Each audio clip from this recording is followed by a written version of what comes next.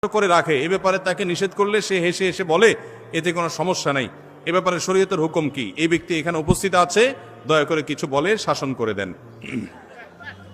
আসামি হাজির। ভাইরা আমার, দাড়ি লম্বা করা এটা নবী সাল্লাল্লাহু আলাইহি ওয়াসাল্লামের নির্দেশ। তিনি বলেছেন আফুল্লুহা আরফুল্লুহা, তোমরা দাড়িকে ছেড়ে দাও। দাড়িকে ছেড়ে দিতে বলেছেন, লম্বা করতে বলেছেন। সাহাবীদের মধ্যে এক মুষ্টির পরে, বুখারীর হাদিসে এক মুষ্টির পরে অতিরিক্ত অংশ কাটার বিষয়টা সাব্যস্ত আছে। এর আগে এক মুষ্টির আগে সাহাবীদের কারো কাছ থেকে, নবী সাল্লাল্লাহু আলাইহি ওয়াসাল্লাম থেকে কোনো হাদিসে দাড়ি কাটা ছাটার কোনো প্রমাণ নাই। এজন্য সারা বিশ্বের প্রায় সব উলামায়ে ইকরাম একমত যে দাড়ি লম্বা করা ওয়াজিব। কিছু ইখতিলাফ আছে, আরবের কিছু আলেমদের ভিন্ন মত আছে। বেশিরভাগ আলেমদের মতে হলো দাড়ি লম্বা করা কি